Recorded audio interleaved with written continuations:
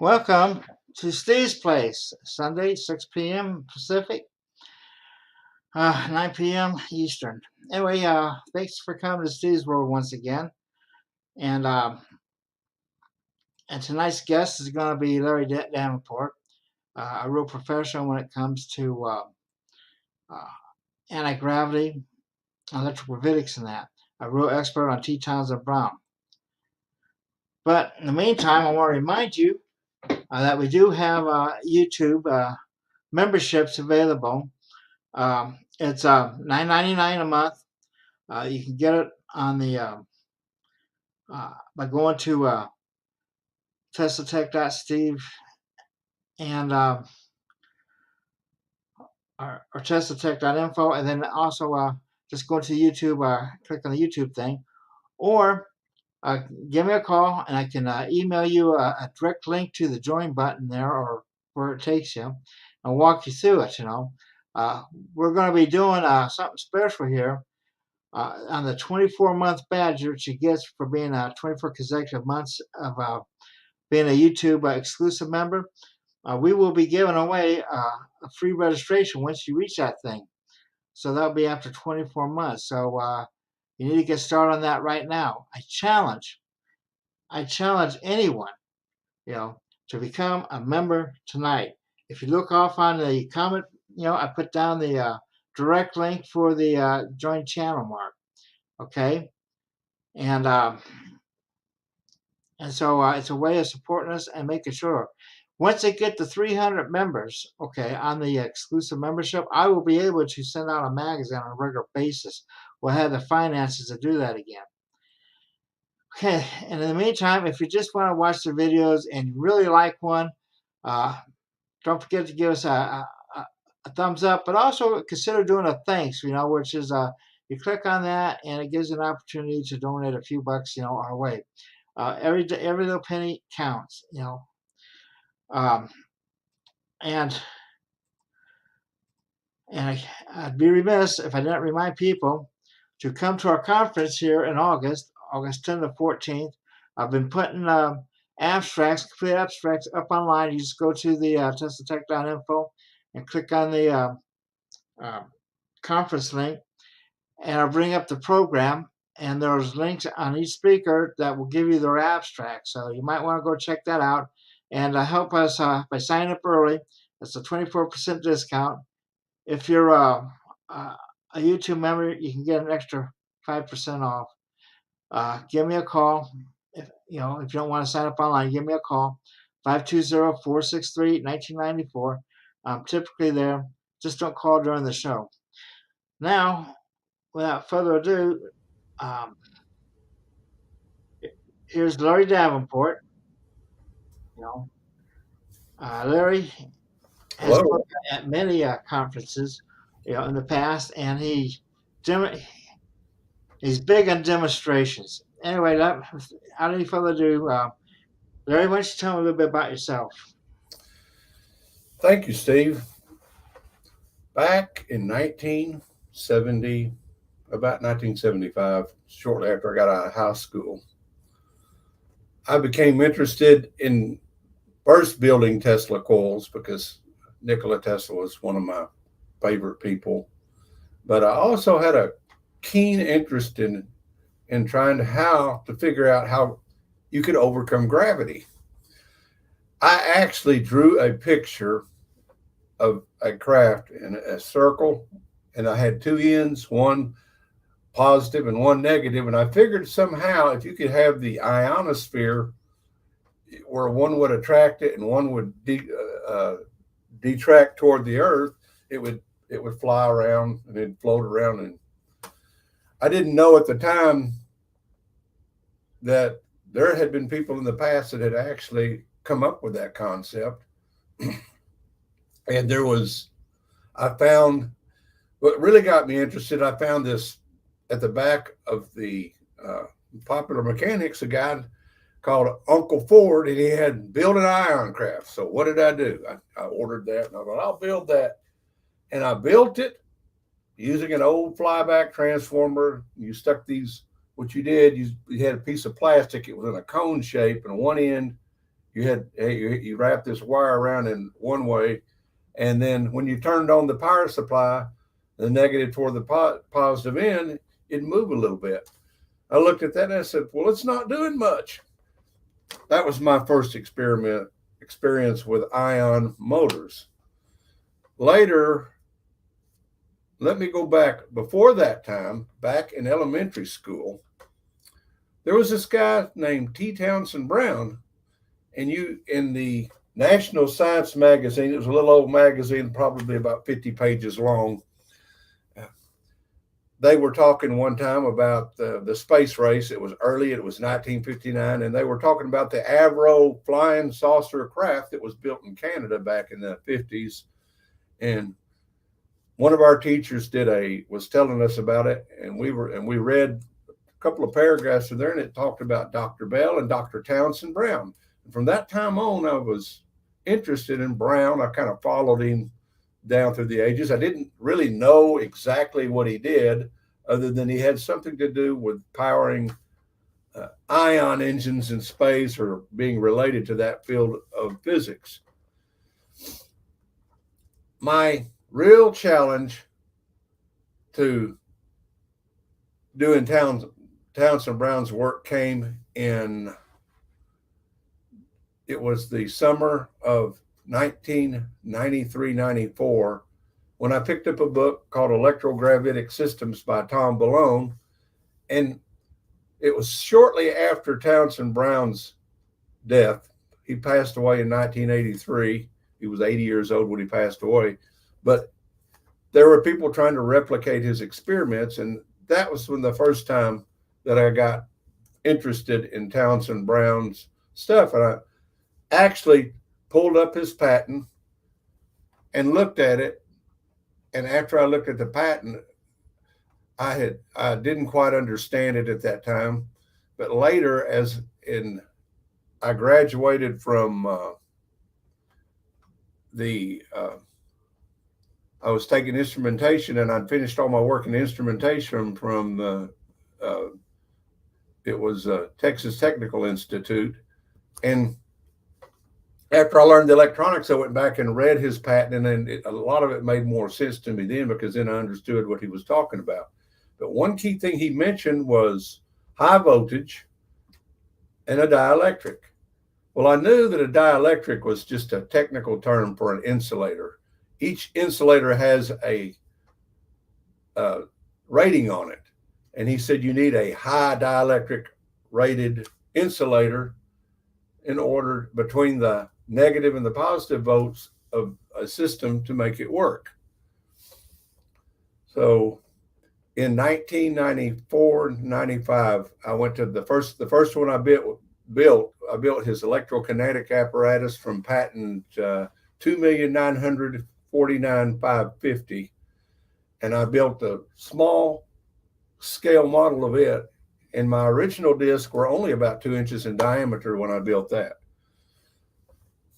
Let's go back and talk about who Townsend Brown was. I've told you a little bit about what I did. Townsend Brown was born in 1905 from his father was a contractor and builder in Zanesville, Ohio. At an early age, when he was about 10 or 12 years old, he became very interested in electricity, and he thought that there was some way X-rays might be able to use to travel through space. So his dad was pretty well off, so he bought his son a X-ray power supply with an X-ray tube on it, a Coolidge tube, in fact, is what the X-ray emitted from. And Townsend Brown got these wires. He wired it, and he set it in evenly like this, and the wire went up like a pendulum, and then he'd turn it on and see if it would move. And believe it or not, when he turned on this power supply, sure enough, it moved a little bit. And at first he thought, well, maybe that's the X-rays. But after he did some further investigation, he was a smart, pretty kid back then, he began to trace it down to the capacitor. And by the time he was in high school, he was building these units that were capacitors that he built that he'd come up with, and he had them moving a little bit better than they were moving. Pretty good, in fact. He graduated from high school around 1920, 21 or 22. He first entered into college at California Institute of Technology, and he thought that he might interest the professors there in his work. And so he would talk around. He got some of his friends to tell him about his apparatus he built. In fact, he had brought it with him just to demonstrate it. And one of those people he talked to was the Nobel laureate, Dr. Robert Milligan, who had done some work in I want to say cosmology, but he wasn't interested in Brown's work, and neither were any of the other professors at Caltech.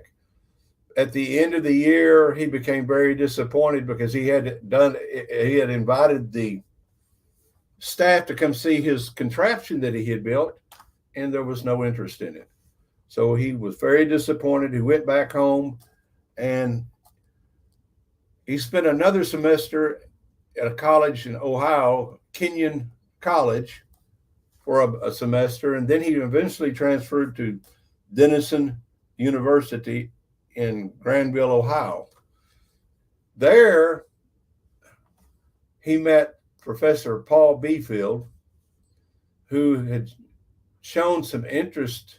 I don't know if it was originally, I don't know if Paul showed interest in his contraption so much as they both shared this kind of same philosophical ideas about gravity. So over a period of time, and we're talking 5 to 6 years, I think, he befriended Paul Beefield. They say that they don't know if Paul Beefield encouraged him to build his gravitators, as he called them, or he just did it and had him supervise over it. But they did this. They built this apparatus. I'll show you some pictures of it here, or what it kind of looked like. This is the capacitor, one of the capacitors that he built. And you'll notice how he built it was he had these 9 to 10 plates, and they were in between each plate. He had what they call empire cloth. Empire cloth in the early days of electricity, before they vulcanized rubber, before they were able to synthesize rubber and make it cheaper, they used empire cloth to wrap a lot of your like your electric motors in it. And basically what it was made of was wool or cotton or some fabric. And then you had paraffin. You had a paraffin base on it, a shellac painted on it to make it hard. And it was a good, strong insulator. In this particular drawing here, he had about a 1/4 inch on the outside. These plates the original ones were made from lead. In later models, he replaced it with copper and aluminum. And in between it, there was like about an 1/8 inch between each plate.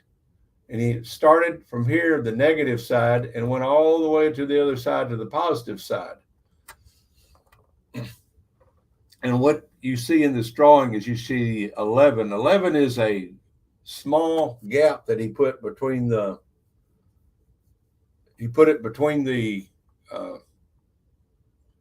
negative and positive. It had 11 thousandths of an inch clearance, and it was just to keep the capacitor from overcharging and destroying the capacitor. Let me show you a little bit better diagram of that down here.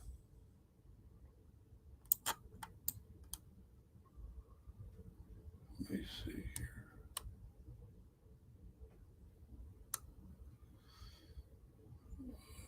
Here we go. Trying to get to the bottom of this, and it won't let me go down there. But in this drawing of Tesla's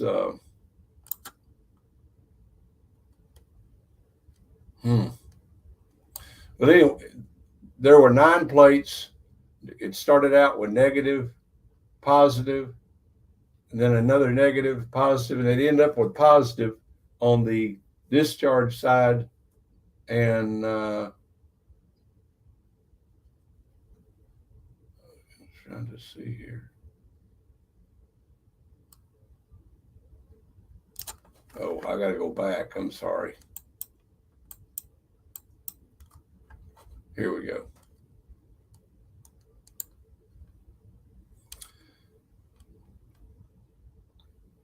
But these plates,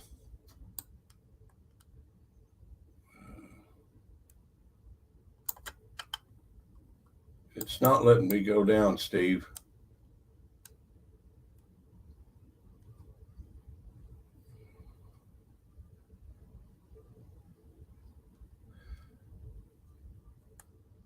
Well, to make it simple, there was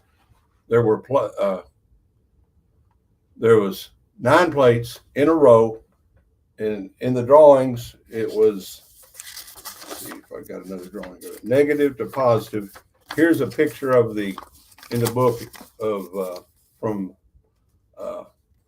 Lavalette's book of a capacitor of how it was built. You can see right there, negative, positive, negative, going from the negative to the positive side. And when he applied he says 40 to 300,000 volts of electricity,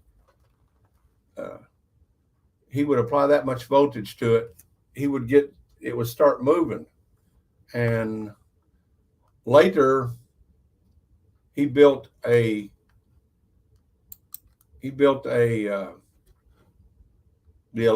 what he called electrokinetic apparatus, and it would turn it around in a circle, and it'd go pretty fast for the amount of voltage that he would apply to it. And in this case, I built the electrokinetic apparatus, and I was able to get up to as fast as 60 revolutions, up to 72. It was 72 inches per second, which is equal to 6 feet. Here they are.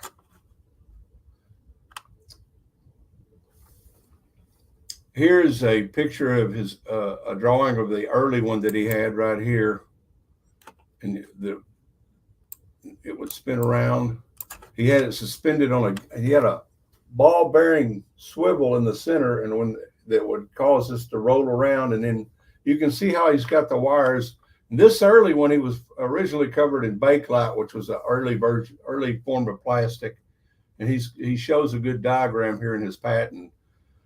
Patent number 300-311, negative, positive, negative, positive. And it would spin around in this direction. And when it would spin, and he had a Leyden jar capacitor that these would come off of in the early days after he charged them up with a DC volt power supply. The term gravitator was the term he gave them in 1928 just before he patented it, and that's where the term gravitator came from.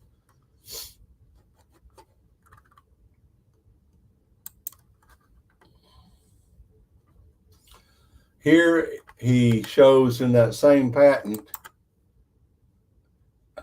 he has it in a tank, and it's the line and the tank are both grounded, and you'll see here it's in oil, and he put a charge of 200 kilovolts or 200,000 volts to the gravitator, And the point of this was to show that it was not an ion wind type device. There was a lot of ion wind devices work by charging up the air. The air would go from the negative to the positive in polarity, and when the negative would charge and go to the positive end, the air would go in the opposite direction, causing it to move. And that's how ion wind devices work. He ran in, and throughout his life, he had run into people that had never seen his patent and immediately said, well, it was ion wind that did this. But this right here in the early stages, he has it in a mineral oil bath, which is a dielectric oil that won't conduct, and it still moved. So that meant that it couldn't have been ion wind because there's no place in here. And this was, by the way, this is like 8 or 10 feet apart, these two wires. So these two wires would not have moved it.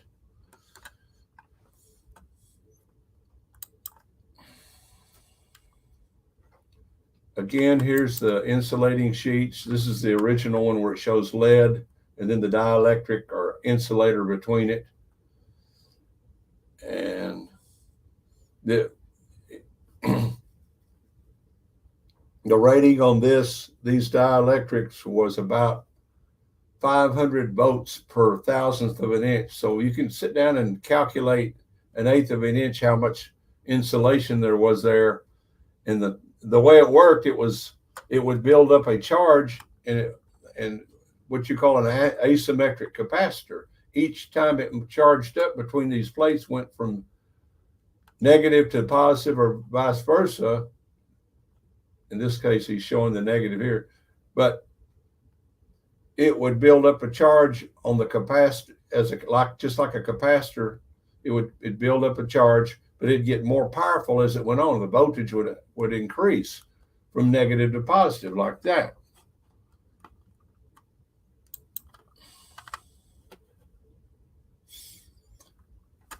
This is a test he did with 120 kilovolts with very long suspensions behind it, using 44-pound balls with a glass rod separating it like a dielectric. He was able to get it to move in a pendulum ballistic test. Now, a pendulum ballistic test is where you hang something from the ceiling, you hang it up, and you have it's like a plumb bob test, kind of, where you take the tangent angle and you figure your force that's created between the weight of the 44 pounds. You have to put all the weight in it to see how much movement is moved and how much thrust. He was getting as much as, he said, 2 newtons of force between this, which is actually very high because most of the ion motors that are used in space are like 45, some of them 45 grams, which is much less than what he was getting.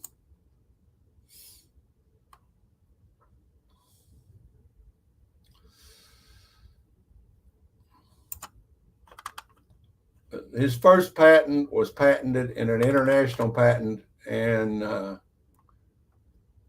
it was in England where he did the patent, and then later he did an American patent on the same principle, except in the American patent he built these gravitators where they would go in a circle, the square, and they'd go around in a circle just like this and spin, and he called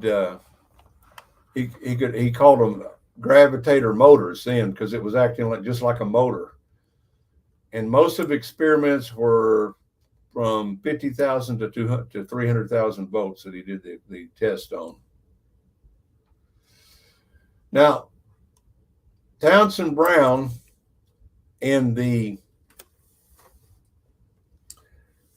after he graduated, he went to work for himself for 4 years, and about that same time frame, the Depression hit, so he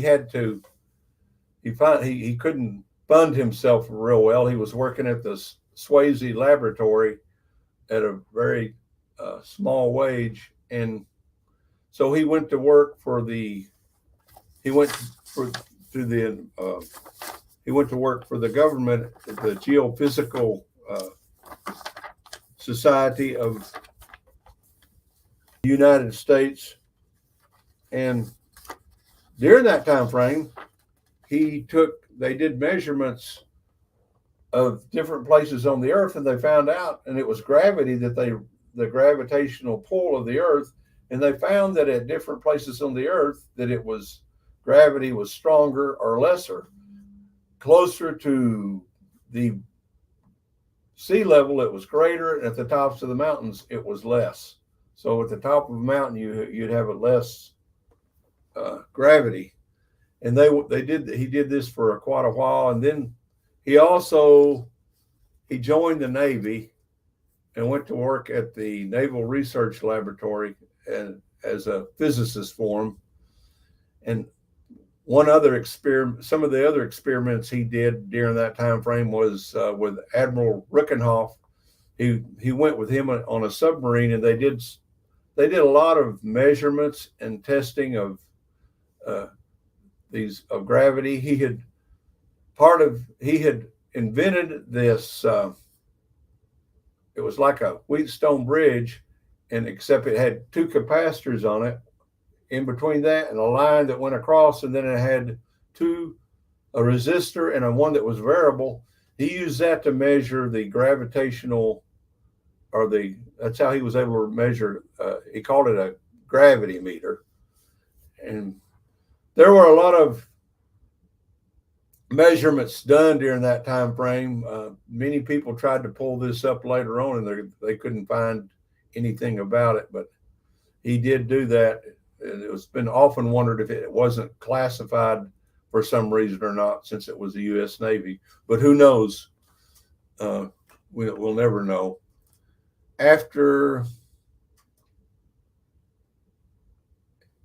When World War II started, he was Townsend Brown as a lieutenant commander and lieutenant. He went into work. He went and taught school at he would teach school at the naval colleges and he ended up writing a book on. He helped develop a way to. He was one of the ones that actually helped develop a way to neutralize the magnetic powered torpedoes and make it diamagnetic, where it would actually repel the torpedoes. And it is my understanding that that book on for minesweepers is still one of the books that they teach by even present day. Because of this, it's believed that maybe later during the campaign of what we call the Philadelphia experiment, that he may have been connected with that, because Townsend Brown was a antenna engineer as well, and it's often believed that he may have had some connection with that. He stayed in the Navy, and toward 1943 he resigned that commission because he was having a nervous breakdown. And it's believed by some that maybe he knew what happened there, and he would not share that information with anybody. And at one time, William Moore, who was writing the book about the Philadelphia experiment, asked Townsend Brown about it, and all he told him was, "We can't talk about that." So he must have had some connection and known something about that. But after he got out of the Navy, he stayed in Hawaii and kept working on his gravitator devices. And from the cylindrical part, he came up with this. This is an electrokinetic, the very famous, called the electrokinetic apparatus, patent 2,949,550. And what you're looking at here is two cylindrical shaped, look like flying saucers, apparatuses that on one end, right here on the positive end, it's separated from the negative in here, and the negative charge goes on this side, and this appears where it's distributed. You can see here in this picture that the front end of the craft, the positive end, is here, and then the negative charge is back here. This particular apparatus that you see here was actually 17 feet tall. These came down about, roughly 14 feet. And during his testing phases, it is said that these things turn extremely fast for their size, because these are 3-foot discs here. There's several pictures you can get online that show these discs. There's a photograph here of him at the bottom somewhere.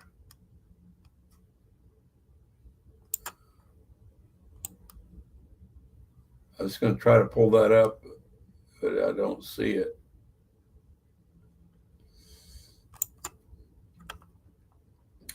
But these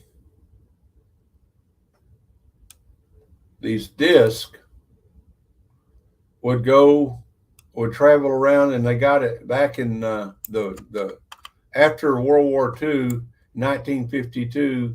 He moved back to the Cleveland area, and in Project Winterhaven, he did some more tests of these.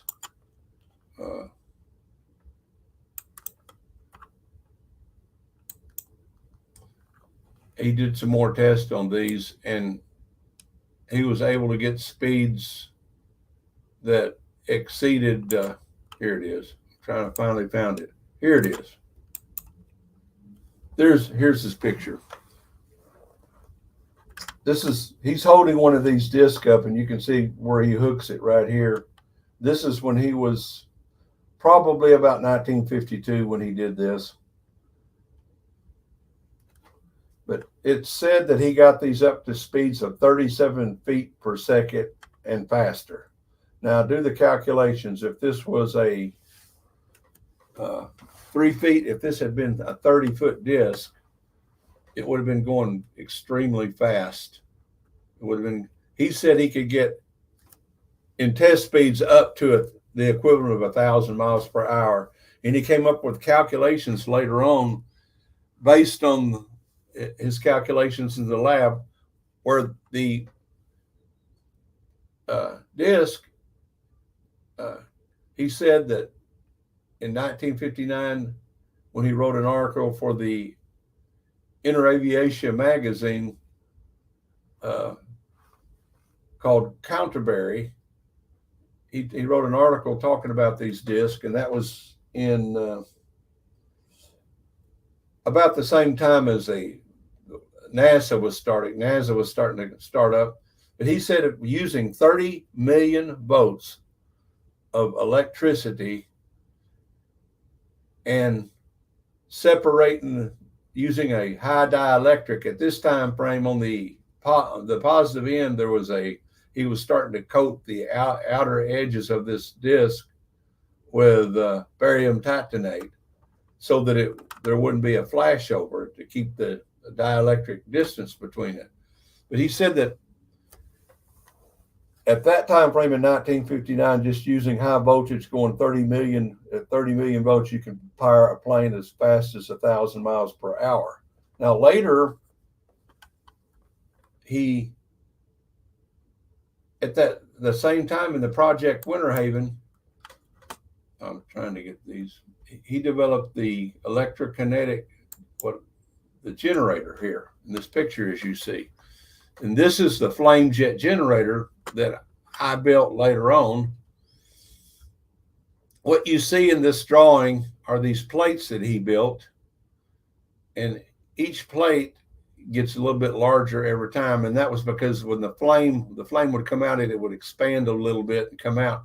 The flame was not the power source. It was not the power source for all it was for the flame would do is act as a carrier to build up the charges between these plates. And you'll see, I don't know if I can get this bigger or not, but no, I can't get it bigger. But the flame jet generator, let me go back to that plate here. You use a needle source. In this case, it was supposed to be like 50,000 volts, and it was insulated from the side of the from grounding to any of these plates. And as the charge and the natural gas, or in this case, he used I think he used regular diesel, would burn through this, the charge would build up on the side and between each of these capacitors. Now, what I use in mine presently is I use 50,000 volt capacitors between these. He may have used less than that. I don't know, 250. He never did say in the patent how many. He just mentioned the fact that when it passed through these plates, it would build a charge up on this side. And you could either power a regular one of those electrogravitic capacitors that I showed earlier, or you could charge the air in the atmosphere up with a large enough separation between them. And we're talking maybe 1,000 feet between them, and the air at 1,000 feet, the air, there's going to be a strong dielectric to separate it so that it won't be an ion wind effect, and it'll cause it to move from the negative to the positive side. Right here's where he's showing the disc again. He shows the negative side and the positive side. And then he also had one where he showed kind of like, it looked like a little rocket type engine. As we're in the back end of it, you see negative charges here and the positive on here. And then he also said it could be used for a generator. This is what I showed in my at the conference in 2018. And you couldn't see it, but underneath the bottom of the generator, I had some small capacitors, and I had them all in series. I started out with two 10,000 volt capacitors, and then in series with that, I had a 1,000 volt. Then I dropped it down to 100, 200, two 200s, 100, down to 50. The unique thing about this is in Brown's patent, he said that you didn't need a transformer to downstep your power. You could just strictly tap into that capacitor, whatever it was rated for, and get the voltage off of that. Well, we were able to show that at the Tesla conference in August of 2018. I built a special probe for it where we can measure the voltage. I used two probes, one for to show that the voltage, when it would come out the back and hit a grid over here. This grid, we had it at about 6 or 8 feet away, and it wasn't connected. It was just the negative charges hitting it, and it built up the voltage in the capacitors here. We had about 10 capacitors, and then we had on that, I had a meter. I had a meter on it where you can measure the voltage coming off of that. And then we were able to show that on the very bottom one that we were getting 50 volts off of it. And the amperage went from microamps to, I think it was 1 milliamp. Wasn't very much, but at least it showed, it demonstrated the theory of what he was trying to do here.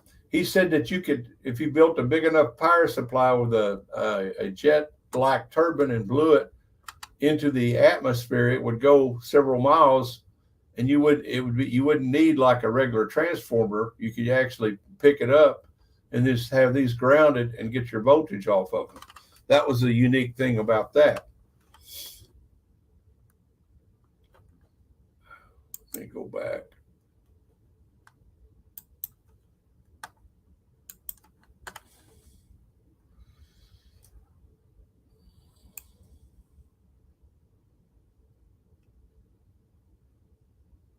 Okay.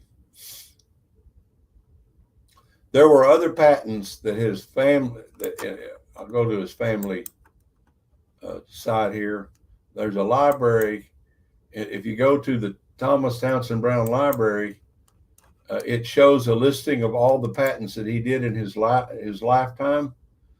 He had over 56 claims for various patents, and one of them was, it wasn't a real high voltage patent, but what it was made to, and how it worked is you had a closed system, just like a enclosed system, and then instead of using electrostatic or electrokinetics, he had a magnetic.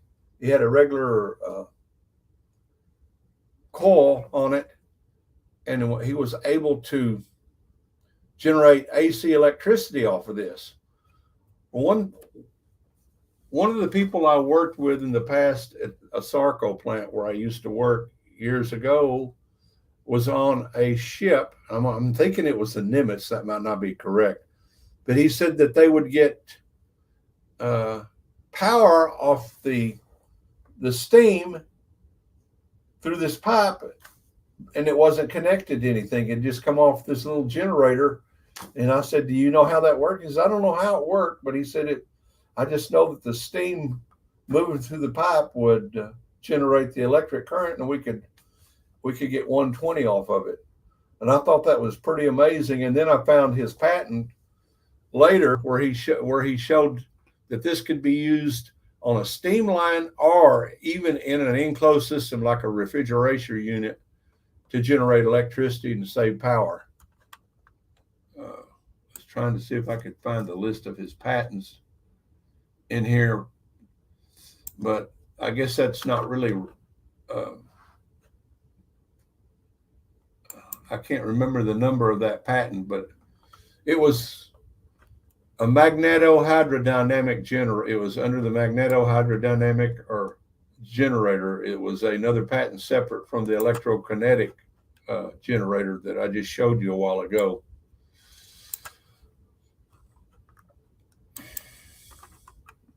I was going to see if I could find my, in here somewhere I've got pictures of, okay.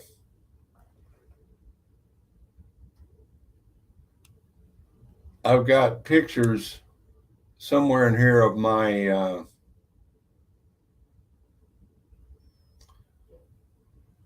flame jet generator that I built. Why is this not showing it?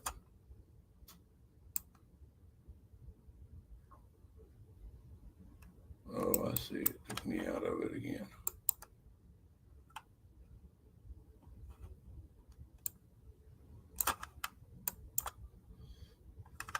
Okay. Here's a picture of Brown in his laboratory when he was probably about 30, 32 years old back in 1930, probably about 1932.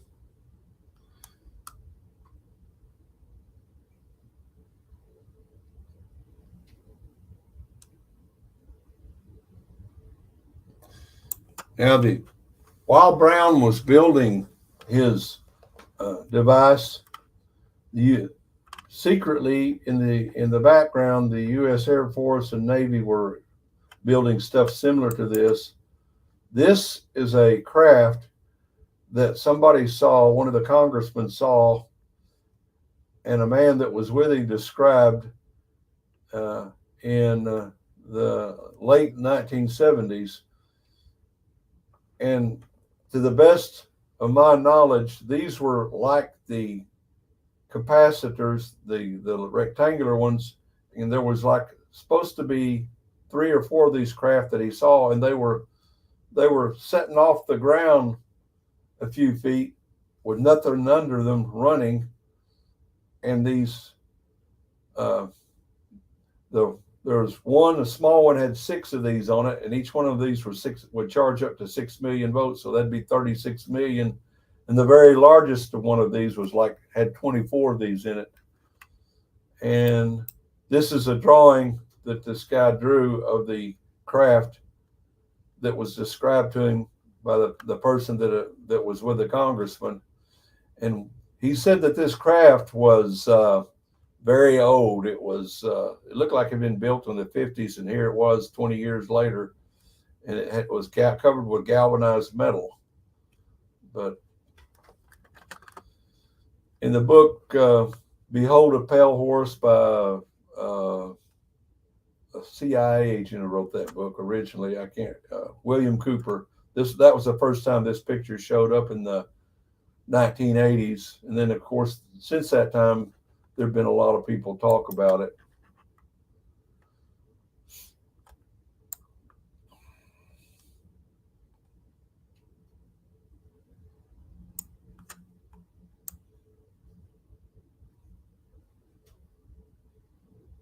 Here it is. Here's my original flame jet generator I built. This is when I took these pictures of it, and I'm glad that I did, because it got destroyed in a fire in Michigan about 3 years ago, about 2 months after I went to the conference. And what I used, this is looking down the nozzle of it from the back side of it.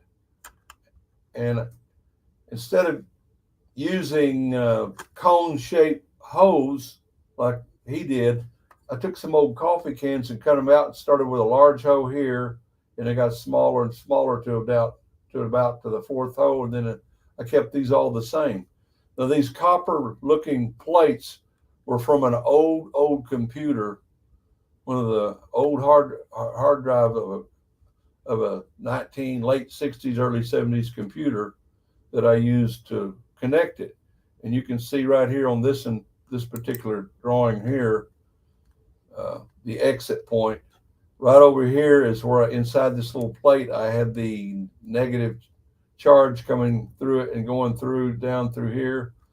And down here, what looks like cotton it's not cotton at all. It's actually a ceramic fiber that doesn't burn. You can go up to 3,200 degrees before it'll even start to melt. That's how high a temperature it is. But underneath that, down underneath here, you can't see them, but I had the capacitors, and they were sealed in wax. And then I had this ceramic fiber over the top of it.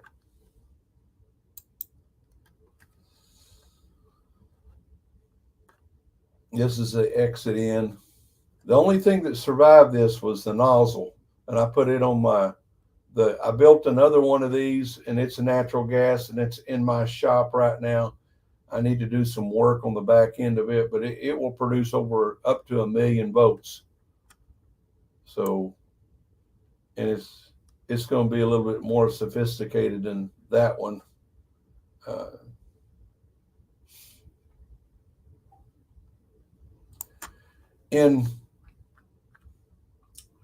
After Townsend Brown did his Project Winterhaven, he was contracted out to a multimillionaire at the time called Agnew Bonson from 1957 to 1959. And he did him and Agnew Bonson's brother-in-law, James Frank King, who was an aerospace engineer, they did some experiments that became pretty famous. And in them, he built looked like a kind of a saucer-shaped type craft. And when he'd apply the voltage, it would lift up in the air. It would go up. He had it suspended on a beam that went across, and it would teeter-totter, and it would tell him how high up it would go, but it was equally balanced with it. And then he could give the measurements of how much power, how much thrust it was putting out. He also did what they call the vacuum bell experiments, where he put a little small sized disc about 6 inches in there to test it, to see if the electrogravitic force or what he called electrogravitic force, worked in a vacuum. And they were very successful in showing that you didn't have to have a inert gas to conduct it, that it actually worked in a vacuum. It worked even, he said, even better doing pendulum ballistic tests inside the vacuum than it actually would in the atmosphere. That was one thing that he later got the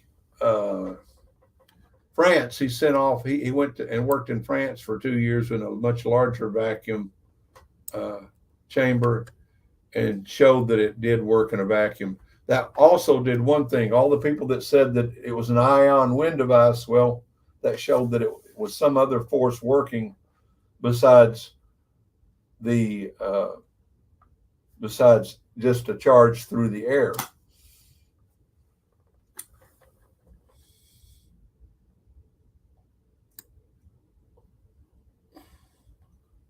What I wanted to show you is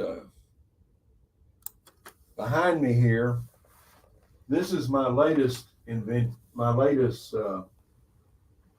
device that I've been working on, and it's going to be different from all the other devices. The unique thing about it is I don't have the plates in it like I did. If you look down it, I'm using eye boats, and I'm doing that for a reason.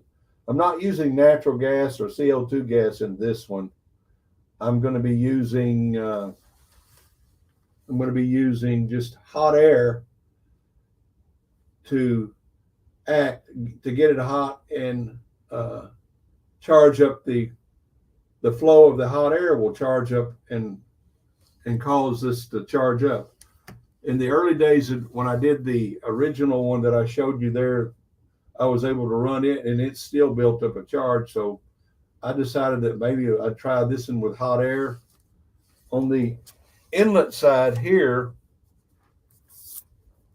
I will have,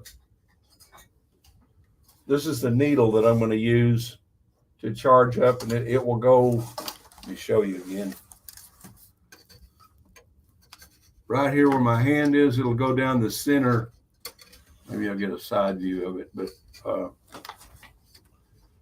I can't show you real well. But it'll actually go, it will set in the middle, go down the middle of the eyelets and work that way.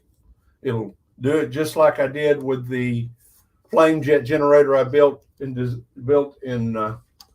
the Tesla conference in 2018. It'll do the same thing. The only difference is I'm using an electric heating element here on this end. It'll mount here, and then this needle will be mounted and insulated in here where it will go down the center of the eyelet of the eye boat and build a charge.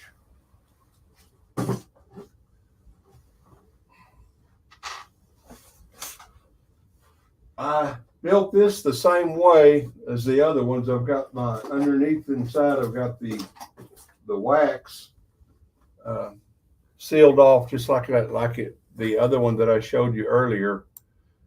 And this in here is only about 24 inches long. The other one that I had back in the day, this in here was it was 4 feet long. It only produced 250,000 volts. This one will produce 500,000 volts.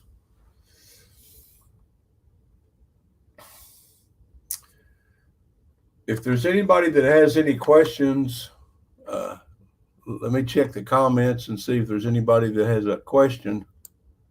I'll try to answer them. And Steve, if you have any questions, let me know.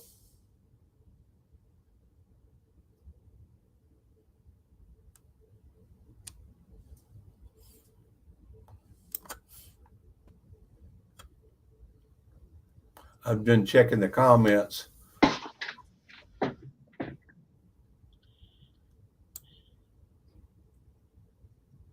I see a lot of comments in here.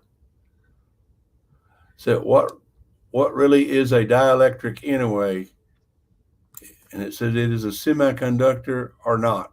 Well, dielectric is a term used to measure insulators and semiconductors too would use it also, because you use when you're building if you're building a transistor, you would definitely it would definitely act like a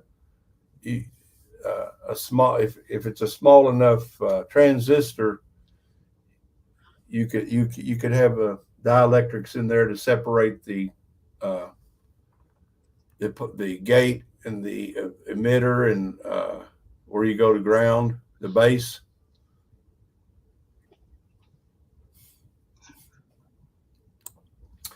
When I say dielectric, I'm just using the term to describe the technical measurement of an insulator. And Townsend Brown found that the higher the dielectric, and relative to the amount of voltage you put through it, so long as it didn't break down, the electrogravitic force would increase.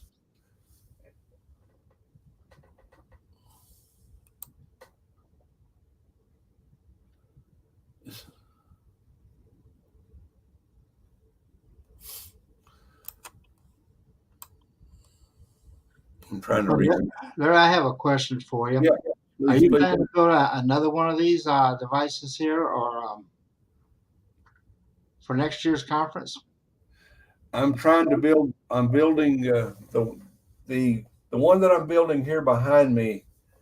It will be the one I'll bring to the conference. If I get the big one assembled, I don't know that I'm going to be able to run it, because I think it'll actually put out. It might get. I might. So, what I wanted to do, if I brought anything to conference, would be this little one here, because there's some things I'm going to be experimenting with it, and I'm going to see how much voltage I can get off of it, and then I'll build some of the gravitators, like you saw the early stage gravitators, and either build the electrokinetic apparatus and see if it can power that, or we could even do a ballistic test and see how much movement we get off of it, see how much thrust we're actually getting off of the generator. I have a comment there.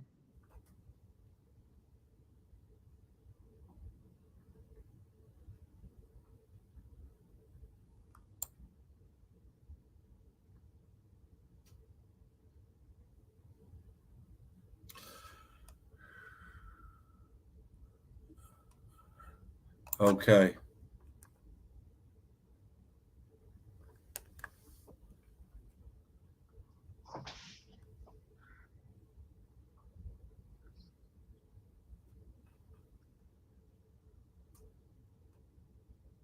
To the circuit. It says, seems as if a dielectric is only passing voltage while allowing very small amounts of currents to flow through, only for the purpose of presenting the potential voltage to the circuit. As if the dielectric does not really need to pass amperage unless you give it capacitance. Well, depending on how high a voltage you have and your current passing through it, if you're looking at it like it's a regular circuit, then if I understand what he's trying to say that it acts like a resistor. A capacitor acts real similar to a resistor, except it stores it stores the voltage and changes the time at which the amperage would pass through a circuit. If you're that would work. It would work that way. And then at real high voltages, in hundreds of from 50 to 100,000 volts, the problem you run into is you have a breakdown. If you don't have enough shielding in there, it'll break down. So your time with your capacitor, when you charge the charging time, as it passes through a gravitic material, and it builds up a charge on the end, the higher the capacitance, or actually the higher the dielectric, the more powerful the capacitance is going to be. It's going to build a larger charge. Well, let me make a comment here. Amperage is not what Brown used very small microamps in some of his devices, so it wasn't current that caused these to work. Now, if you get into some of the space drive systems, they use 700 to 1460 volts. You do have a higher magnetic. Your magnetic effect works on those devices pretty good. Out like the ion engines out in space, they have to use xenon, an inert gas to act as a buffer between the negative charge and the positive charge as it passes through a grid to get the movement through it.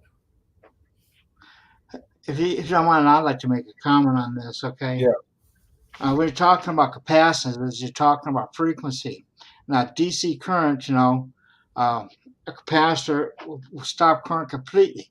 If it doesn't stop it completely, basically what happens is you have a leaking capacitor there. It's not working properly.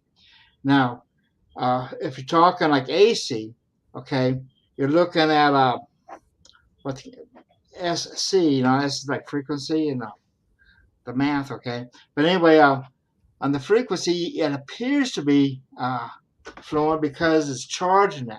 But once it's fully charged, it can't pass anything else through. And the frequency relates to this apparent thing going back and forth, so it looks like it's always flowing through, but it's really not. Okay, and that's a it looks like maybe a high resistance current, but a capacitor must stop current when you're using DC current. Otherwise, it's not a capacitor. Semiconductors, on the other hand, are different in that sometimes they pass current and sometimes they don't, depending on how it's biased. Now, something to consider is they have these devices back in the day of the I can't even remember the term. Back in the day of the early radio, where you have like a tube of loose filings, iron filings, for instance, or it could be any metals. And what would happen is they wouldn't conduct unless a high voltage was placed against it, and then they would start conducting. It was an early form of a semiconductor, and they used them for like lightning control and that. And they were called coherers. Okay, that's what they called them. So if you ever run that term when you're working on these old radio manuals, that's what a coherer is. It's like an early diode. Yeah. Okay, and everyone knows a diode would allow current to pass in certain directions of that. So that's the difference. And dielectric are always used in capacitors because they don't allow current to pass through at a DC current. DC doesn't have frequency; it has pulses per second. When you break it down, it'll. He did a lot of experiments with that too. He'd pulse it to get the maximum, and then he would run it and see where it would come out when it was running continuous. Brown did a whole bunch of experiments. We don't even have the time to talk about all the experiments he did. He had. I'm trying to think of there's Kutz, Dr. Kutz, Koontz, on the internet. He's got a whole list of all the research and writings that Townsend Brown did all the way up to toward the end of his life. And at the end of his life, he was working with, strangely, clays and rare earths that he found that would, when the sun hit them, they'd start losing light. They'd get lighter. They'd start losing their weight. It kind of reminds you of that old H.G. Wells movie where they used light. They'd open up the light and it would move the craft in the early days. I can't remember who that actor was that played in H.G. Wells' Trip to the Moon. but they used Cavendish. anyway. It made me think of that because if they got lighter from the sun hitting them, maybe there's something out there like that. I don't know. Yeah, they used Cavendish to block the gravity so that they would float. You know, um, that would be another concept. You know. Yeah. Um, Now, a good book to read about Townsend Brown, of course, is Paul Lavallette's book, Anti-Gravity Propulsion: The Secrets of Anti-Gravity Propulsion, and he was the one that came up with the concept that the stealth bomber might be electrogravitically powered, the ST, and he goes into some, and you can also get it in Electrogravitics 1. Tom Balone puts it in there from the Subquantum Kinetics book of Dr. Paul Lavalette. I believe, that we need to follow through on the anti-gravity, and we need to come to what we're doing would be bringing it to the common person, and the general public, because I believe the military already is using that. I believe it's out there. Um, I haven't been in the military and seen the stuff that I've seen, that's just now coming out, to the public. It's like for instance, that airborne laser, they had that back in the 1980s, in 1984. As a matter of fact, I was down at Kirkland on a tour, and there they have this airborne laser there, and they just figured out how to be able to focus the laser in a wavering atmosphere using a ring lasers. Okay, um, to maintain that coherence. And they had just solved that problem, and that was in 1984. And now they act like this. Gee whiz, it's the greatest thing out there. Well, I worked with one of my instructors worked at the Hughes Aircraft Corporation on lasers, and he was in on that project that you're talking about in Los Alamos where they tested it. And he said the problem wasn't the laser didn't work. And he said the big problem he ran into then was having a computer that would figure all the atmospheric conditions, the cloud, any kind of clouds or anything fast enough so that they could use it. That was the problem they ran into was the focusing of it. And that's where that the ring laser came in. Mm-hmm. Yeah. And solved that problem. I mean, I was in the back room of the Air Force Academy labs when they were first working on the voice command. That was about the time that Clint Eastwood come out there with his movie, was Firefox, the one where he has to think Russian backwards, to make it to load the weapons up and everything, So I assume that they have anti-gravity, because when I was there, I was an engineering student, and the Air Force recruiters were always trying to take us on these tours and everything, show us their latest and greatest stuff. And they even had me pass out these posters, with it was basically pictures of the aurora, and they were talking about the future Air Force and everything. And about 2 weeks after they handed them to me, they come back and say, "Hey, what did you do with those posters we gave you?" I said, "Well, I gave them out." And he said, "Well, that was classified." So I believe they have the aurora, and I wouldn't be surprised to find out there's a space station somewhere where we can't see in one of the L spots, where the military owns and operates, and this whole International Space Station deal, is probably just a thing for NASA and to get people's attention on. And you see all these new space companies like SpaceX and all these other companies out here trying to come up with chemical rockets. And I worked on the space shuttle, and the government refused. I know they built an extra space shuttle there. They had the parts, but they when the aerospace companies wanted to build it, the government refused to let them.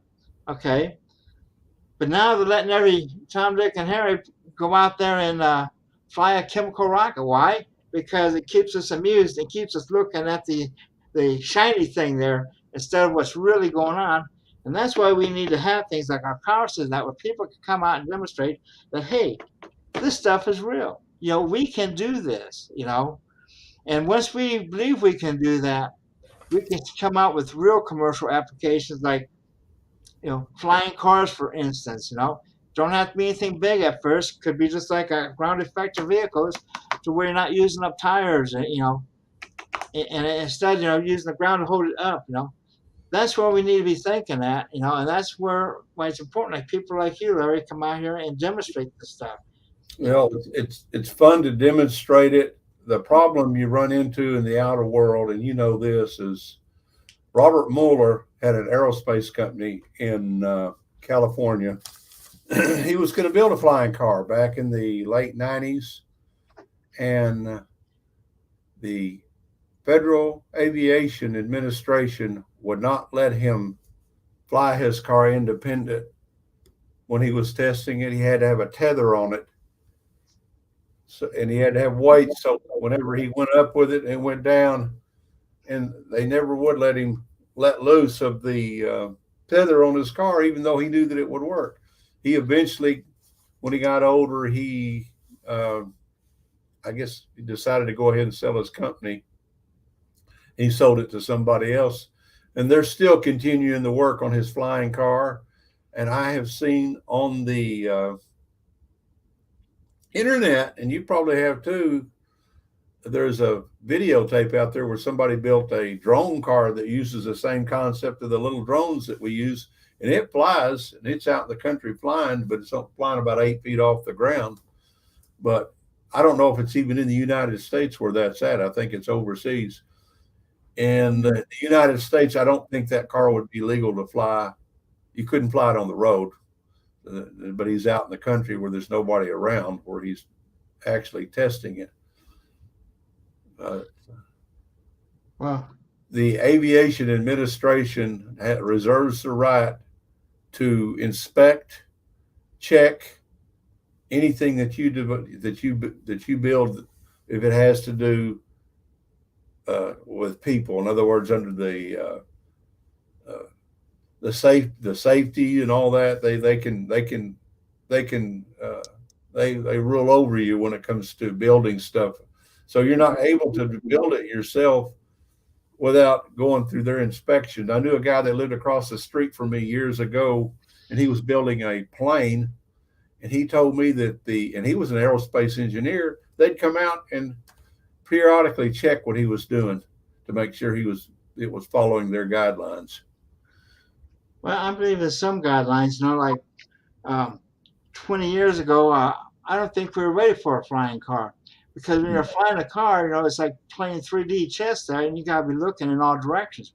Well, now we have the technology, and these self-driving cars and that are just a step. Although I don't believe in self-driving cars, I'd like to have a human there, not like in the Mars movie, where you had the Johnny cab driver there, And I think I'd rather have a real person in charge there, I just don't trust computers, always have been that way, always will be, because if it can be messed up, a computer program can mess it up even faster, And just because a computer says something, don't mean it's true, because garbage in, garbage out, And there's just, certain things that I think the people today have seemed to have forgotten.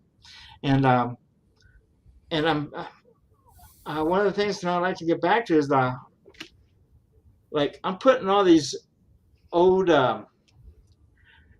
conference videos online right now, and the last batch I've passed on to be put up there are the global science conferences. I don't know. Did you ever go to global science? Well, I went to some of the conferences. I don't know. It was International Energy Conference, I think is what it was called, IEC in Denver, Colorado. The guy that ran it passed away, and it ended after he did that. But that was the one that I did, where they did a documentary called the Search for Zero Point. And there's like 5 minutes of me on there with a the electrokinetic apparatus. And you can see if you watch it, it turns there, it starts building up speed. I just wonder sometime if I had built that and put it in a vacuum chamber, if it would have gone real fast. That was something that at the time I didn't think about it. But one of the problems I would run into after it get up to speed, the fastest I ever got that to go was 84 inches per second, which is 7 feet per second. And those that I built were 120 to 1 scale. At 4.5 inches, if they were at 120, they would have been 45 feet in diameter, and they would have been going over 800 miles an hour just on high voltage. I remember those conferences too. The new energy people put that up there. Yeah. They were like our quote, competition. Really, I don't believe I have competitors. You got to be in the same same class to actually compete. But anyway, they had some really good conferences up there, and they had like John Searle up there at one point. They also, but that wasn't the Global Sciences. Global Sciences was every year by a guy by the name of Gene Stonier. They were an offshoot of the psychotronics conferences, and there's some really fantastic topics he covered. I mean, he covered everything. I mean, he covered governments, he covered taxes, he covered medicine, he covered energy. It's just mind-boggling. And these videos, are the origins of a lot of the stuff that these people are trying to do these days, but they really can't because they're working with corrupted material. And they need to go back to these earlier versions of stuff and listen to what these people had to say, because they're the pioneers. It'd be like listening to Maxwell. He's coming up with his equations and that. It's important. It's important to find out, because once things go through a filter, they get corrupted. It's just the way life is. Things get corrupted the longer they're around. So go back to the early stuff and maybe see where we made a wrong turn in that. Uh, and I hope we come to our conference next year, if not this year. I really hope we come this year, and I think you'll have a great time. I think that people need to come to these conferences, because that's where you meet people like you personally. All you new people out there, go to Steve's conference, because I guarantee you there's not just a lot of knowledge there. There's interesting people there, and things you'll probably never see at one place at one time, of different types of technologies. You got some for healing, you got some for anti-gravity, some for what I call alternate energy devices. There's a whole bunch of those. A lot of people, especially the old timers like me, that speak at these conferences, that have been around for years, that have done things, and it's still new. It is still new. I look on the internet sometimes and I see stuff come up, and people are, look what I did, or look at this over here, and it's stuff that's been around. And Steve can elaborate on this. He can tell you the same thing. It's been around for a long time, but it's just now coming to the light. I think with the one thing that's the re-interest in going back to space has done, it's also given life to these things that we've been working on and trying to push for the last 30, 40 years.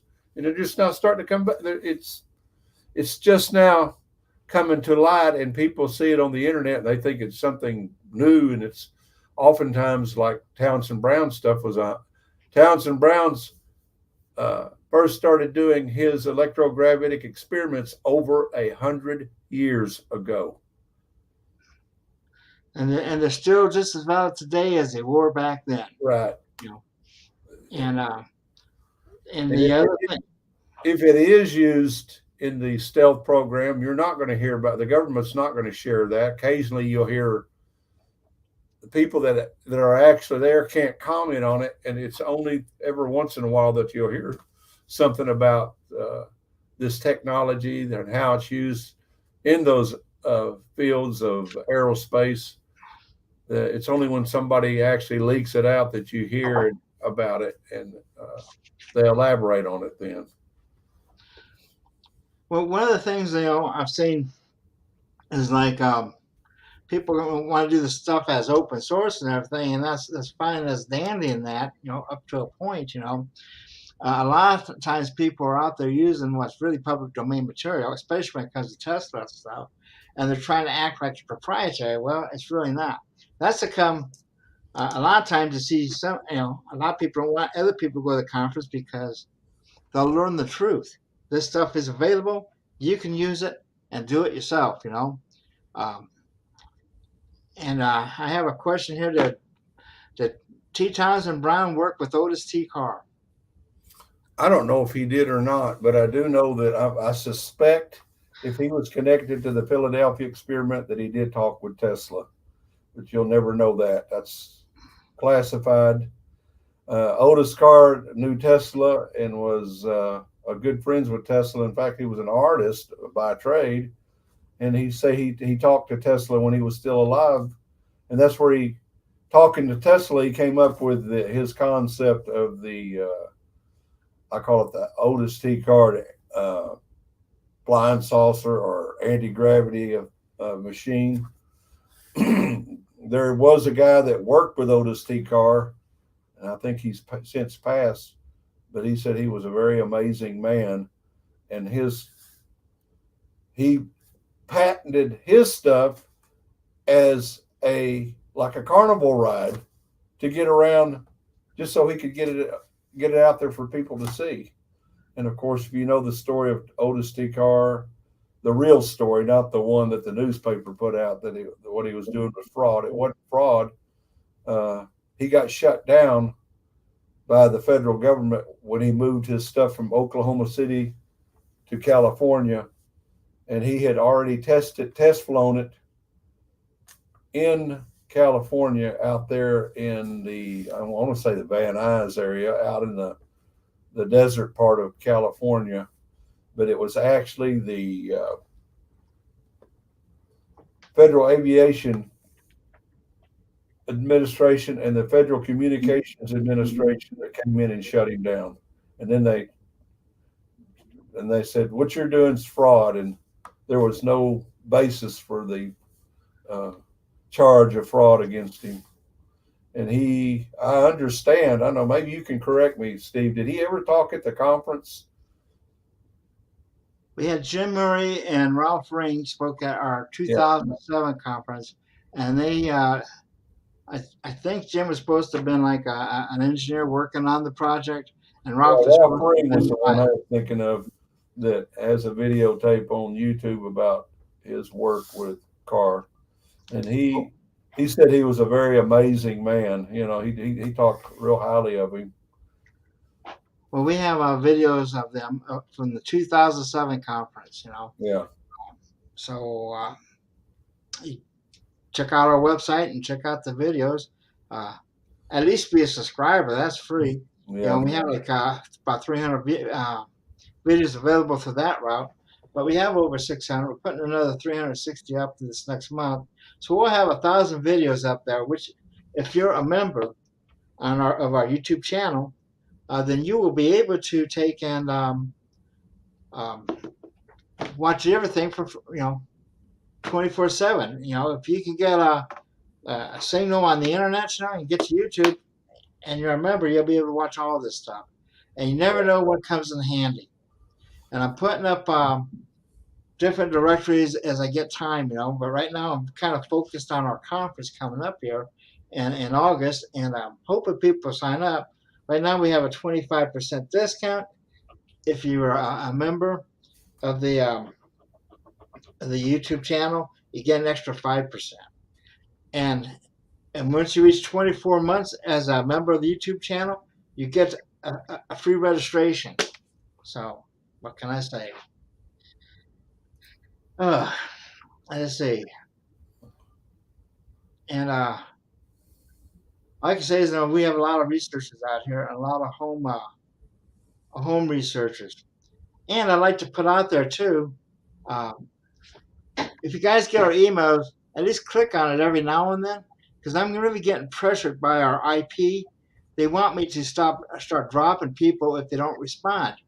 But I know a lot of people just like getting emails just to see what's happening, you know, and they may not click on anything. But do that every now and then. That way, lets us look like you're an active person there, and keeps them off my back, you know. So, do you have Yeah. anything to say? Should I leave them an email in here in the chat or? Yeah, you can go ahead in the comments. Okay, where do I hit comment? Is that what I hit? Tell you what, let me do this, and I can do it Okay, faster than you probably. Um, it's if if you go they're ahead and tell them what interested, it is, and I'll go ahead and put it up there. if they're interested in contacting me, they can send me uh, an email. It's what, Larry Davenport? Yeah, Larry Davenport at yahoo.com. It's Larry and then Deavenport at yahoo.com. Just a second, I'll have this thing done.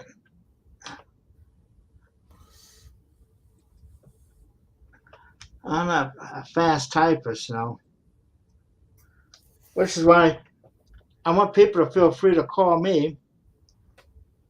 Yeah. Okay, I just posted it. Man, let me.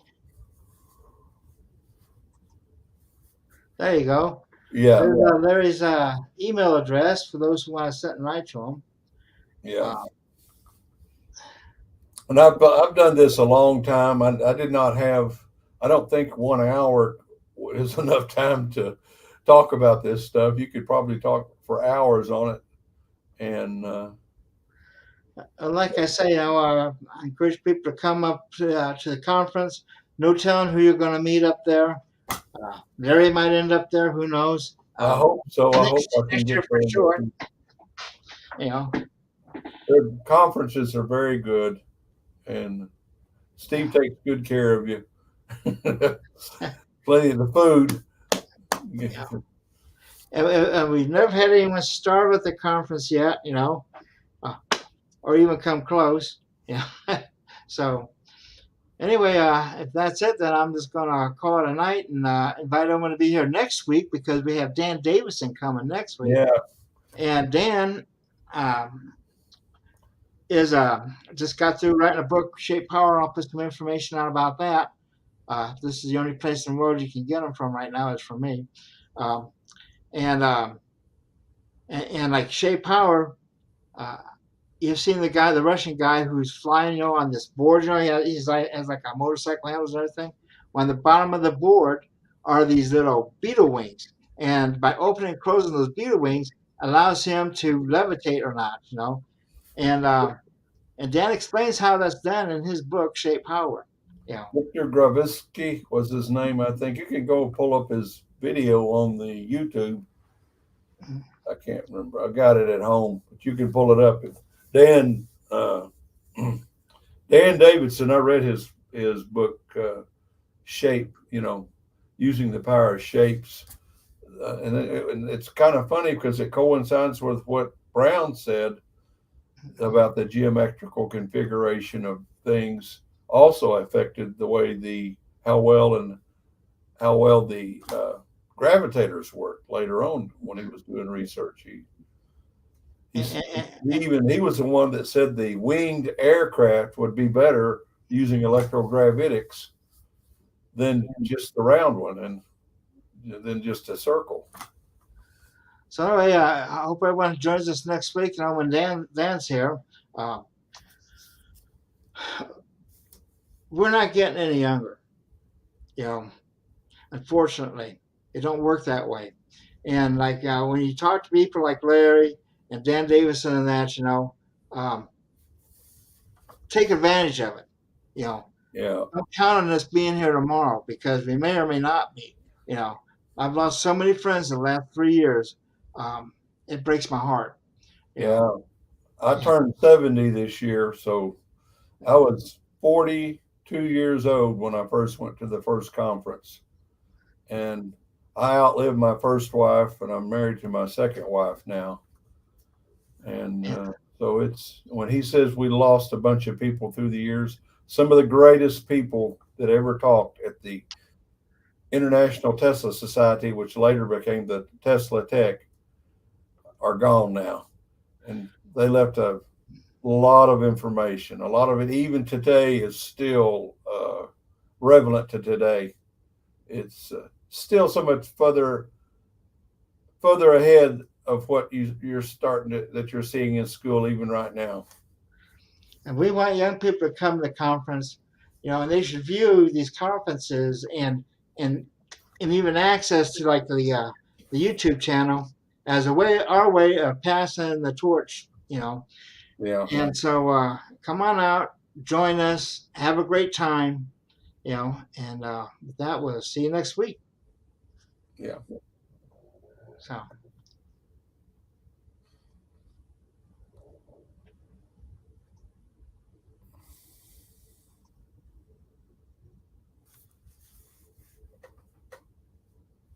You there?